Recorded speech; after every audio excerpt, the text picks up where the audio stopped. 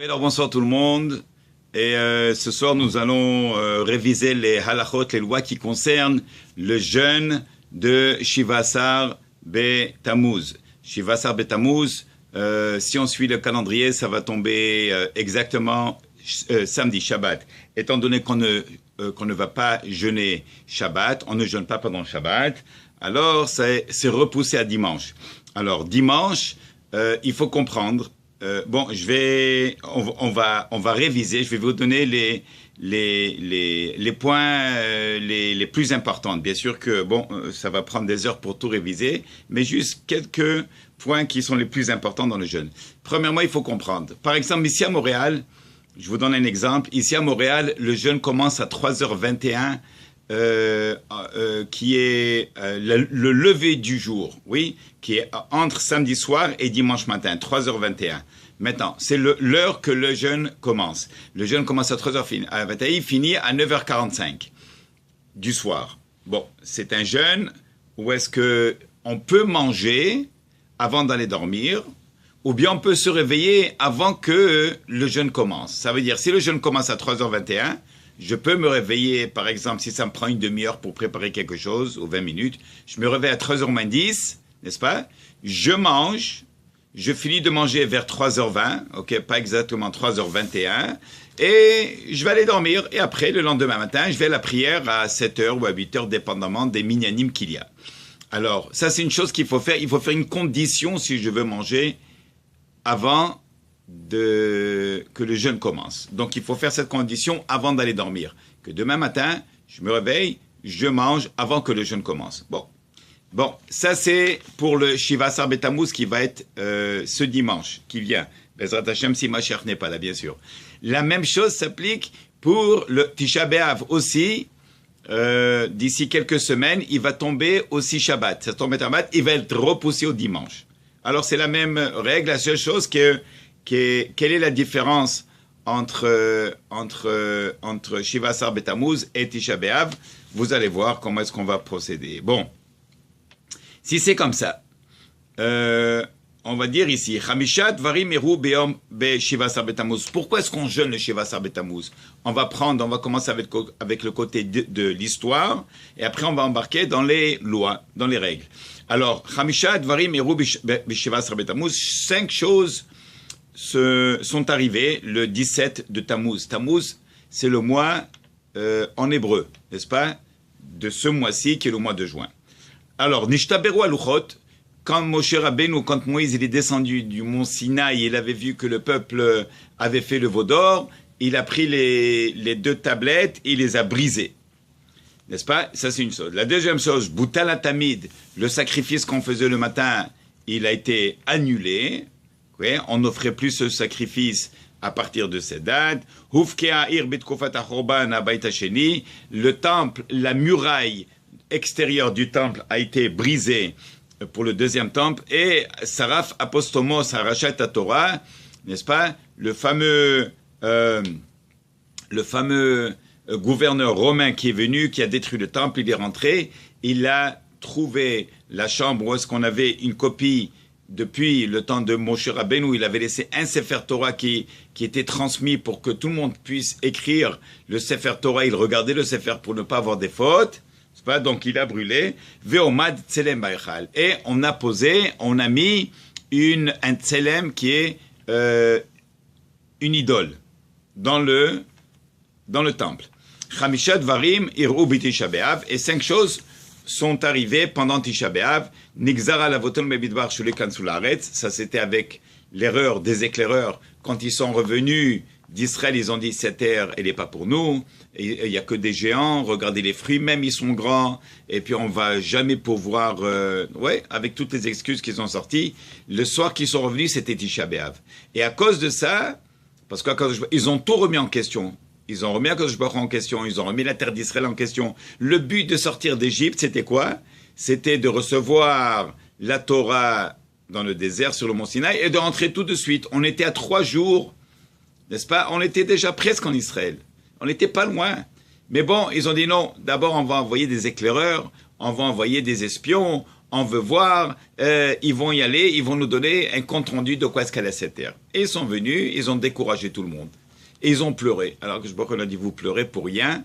Moi, je vous ai promis une terre de miel et de lait, et vous pleurez. Alors, cette date, elle va être réservée pour le pleur. Et Barmenan, c'est ce qui est arrivé. Les deux temples se sont détruits la même date de ce soir-là, qui sont revenus les éclaireurs, qui est Tisha B'Av. Bon. Maintenant, si c'est comme ça, Hakol Chavim Lit'anot Be'arba'at Tzomot Halalu. Donc, il y a 4 jeûnes qu'on fait. Il y a le jeûne qui est tout de suite, qui suit Rosh Hashanah, c'est Tzom Gedalia. Il y a le jeûne de Purim, il y a le jeûne de Shiva Asar B'Tammuz, et le 4e, c'est le jeûne de Tisha B'Av. On ne compte pas celui de Kippour. Kippour, c'est un jeûne qui est biblique. Il est écrit dans la Torah.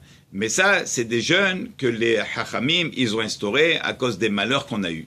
Alors, en réalité, le jeûne, c'est un geste de Teshuvah de notre part. Quand on jeûne, on souffre, et il ne faut pas juste souffrir d'une manière malheureuse, mais déjà, le fait qu'on jeûne, et déjà si on souffre, alors il faut le compter comme Teshuvah. Il dit à Kadosh Baruch Hu, regarde, on jeûne, on souffre, et on fait Teshuvah, on regrette, et c'est une des manières où est-ce qu'on demande, entre guillemets, le retour de la Shekhinah, et pour que Menachem Ishar vienne, et qu'on puisse retourner sur la terre. Bon. Alors, on n'a pas le droit de transgresser ces jeûnes, ça veut dire tout le monde doit jeûner. Oui. Bon. Alors, regardez maintenant. C'est sûr et certain qu'il y a les règles, mais il y a toujours ce qu'on appelle l'exception à la règle. Et vous allez voir. Il dit,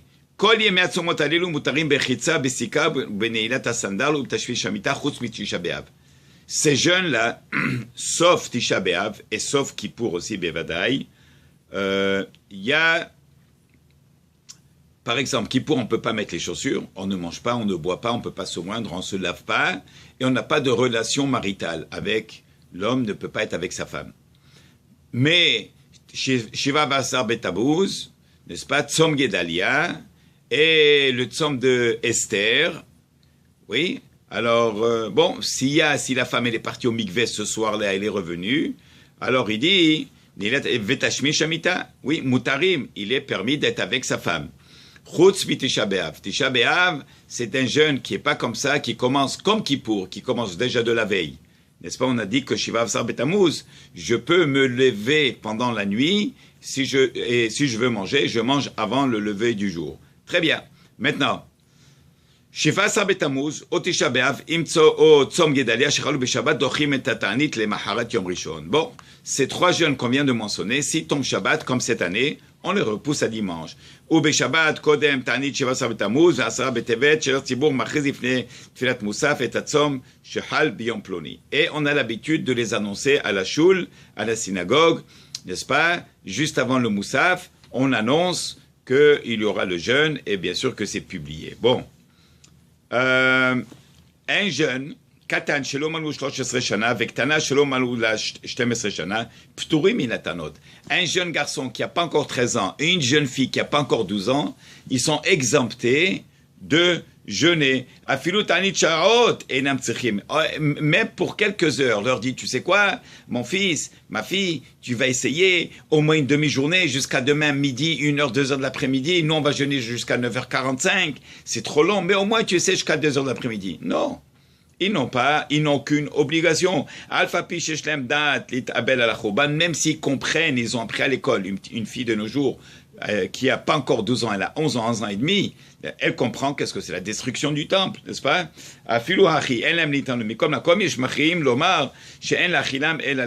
Bon, mais ça ne veut pas dire que s'ils ne jeûnent pas, qu'ils vont manger toutes les 2 minutes. On leur donne à manger, mais c'est un repas qui est quand même assez restreint pour quand même commencer à les habituer. Bon. Isham et Oberet, on a dit, il y a la règle, mais il y a l'exception à la règle.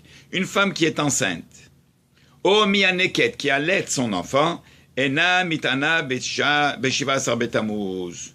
Elle ne va pas jeûner, ni le 17 de Tammuz, celui qui vient ce dimanche, ni pour Megillat Esther, et ni Tzom Gedalia. ואף לבנות אשכנז יש לה כן, שמסתמן נחשבות כמצטרות הרבה, ומעוברת היא משעברו 3 חודשים להריונה. Qu'est-ce que ça veut dire une femme enceinte? Dès qu'elle sait qu'elle est enceinte, ça, au moins qu'elle a atteint les 3 premiers mois. Oui, et 3 premiers mois pour une femme qui est enceinte, elle souffre, n'est-ce pas?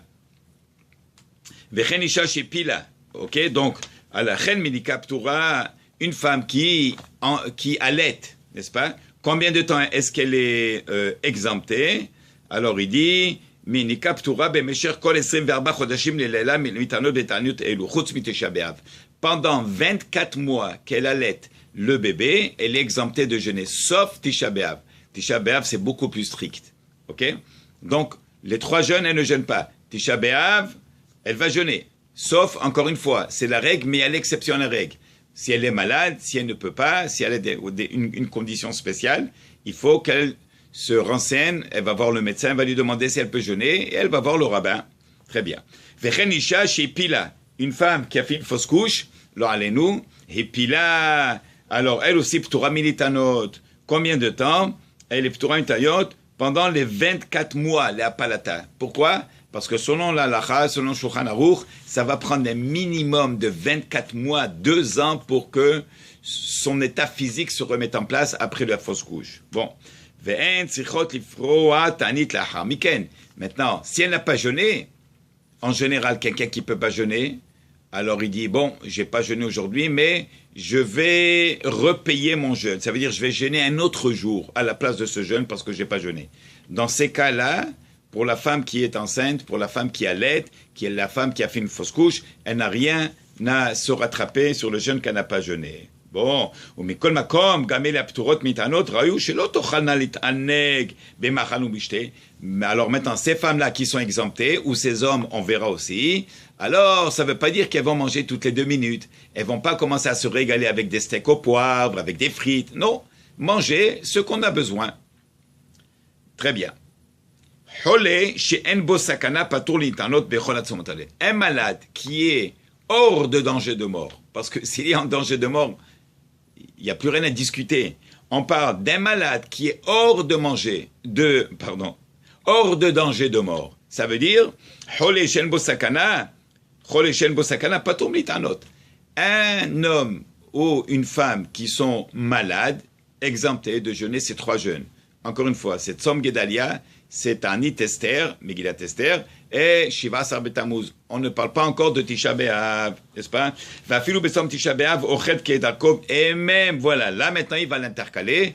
Il intercale, il dit que même Tisha B'Av, pour quelqu'un qui est malade, pas besoin de dire qu'il est en risque de danger de mort, alors lui aussi, il peut casser le jeûne, il ne jeûne pas, parce qu'il est malade, il n'est pas bien, il n'est pas dans l'état. Rachem lechol baboker, kshesorer beka. Très bien.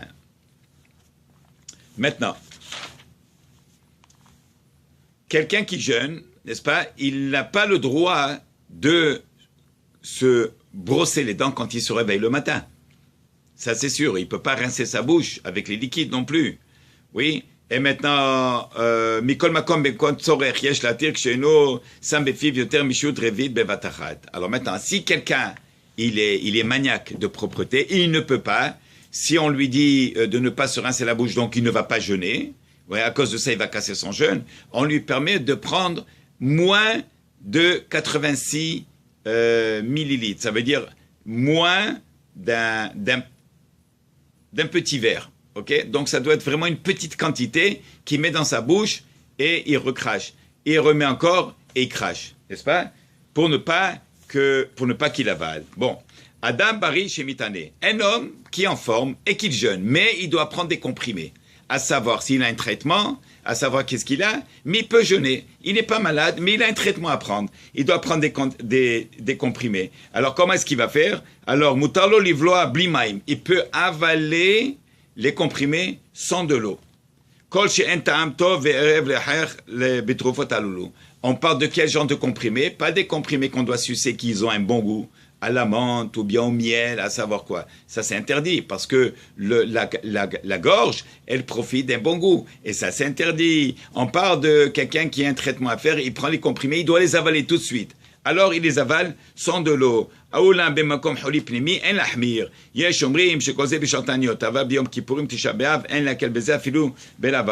très bien. Mais il y a une opinion qui dit par rapport à la cigarette pour les fumeurs qu'il est interdit de fumer. Alors, comment est-ce qu'on fait? Ah, il est interdit de fumer. Bon, ça c'est... Il y a une opinion qui dit. Et il y a une autre opinion qui dit, bon, s'il n'a pas le choix, s'il veut absolument fumer, alors qu'il le fasse, mais discrètement. Il est interdit de prendre de la gomme, bien sûr, du chewing-gum, ouais, pendant un jeûne. Mais quelqu'un qui prend une gomme parce qu'il a l'habitude d'avoir quelque chose dans la bouche, si la gomme, elle n'a aucun goût, mais vraiment aucun goût birlal, ça, c'est permis. Mastik shenbo shum metikut mutar lilanso. Donc il peut le prendre. Bon. Mishe shachar v'achal betanit tzibur v'niskar lachar miken tzerich lashlim tanito minadin eno tzerich litanit beyom acher. Bon. Quelqu'un qui a commencé le jeûne et pendant le jeûne, il s'est rappelé que quoi? Oh, c'est un jeûne et il a déjà commencé à manger. Bon, ça ne veut pas dire qu'il va casser le jeûne maintenant, il ne va pas continuer le jeûne. Il a fait une erreur. Il s'arrête, il continue son jeûne. Ce qui dit ici, et il n'a pas besoin de repayer un autre jour, dire bon, j'ai cassé mon jeûne, il va me manquer 2 heures. Eh ben, non, c'est fini, c'est parti. Il a fait une erreur, il a goûté quelque chose, il a commencé à manger, il s'est rappelé, même s'il a fini son sandwich, eh ben, ça ne veut pas dire qu'il va casser le jeûne. Il continue à jeûner. Très bien. Un autre cas, quelqu'un qui il jeûne et il a oublié que c'est le jeûne. Alors il a pris une pomme et il fait Baruch Ata Hashem Boré Priya Etz. Il a fait la bracha. Et là il se rappelle qu'il jeûne. Il est obligé de prendre un petit morceau pour goûter parce qu'il a fait la bracha. Il n'a pas le choix. Ça c'est vraiment un cas où la halakha, elle te dit tu as fait la bracha c'est pour faire goûter. N'est-ce pas? Si tu ne goûtes pas, tu as fait une bracha levatala. Faire une bracha levatala, une bracha qu'on n'a pas besoin, où est-ce qu'on mentionne le nom de Hachem en vain, c'est sévère, c'est interdit. Alors c'est mieux de goûter, même si c'est un jour de jeûne, que de ne rien goûter et de faire une bracha levatala. Hein? Bon. Alors voilà, ça c'était les grandes lignes pour le jeûne qui vient ce dimanche. Alors n'oubliez pas, si quelqu'un veut se réveiller à 2h ou à 3h du matin pour manger, s'il est réveillé toute la nuit, il n'a pas besoin de faire une condition. Mais c'est important de faire la condition avant de dormir et dire que demain matin, il se réveille pour manger. Voilà, Baruch Adonai Leolam, Amen, V'Amen. On souhaite à tout le monde un bon jeûne si Mashiach n'est pas là. Et surtout, partagez s'il vous plaît avec les gens qui ne sont pas au courant. Il y a beaucoup de gens qui ne connaissent pas la halakha. Alors, Beruchim Tiyu et bonne soirée tout le monde.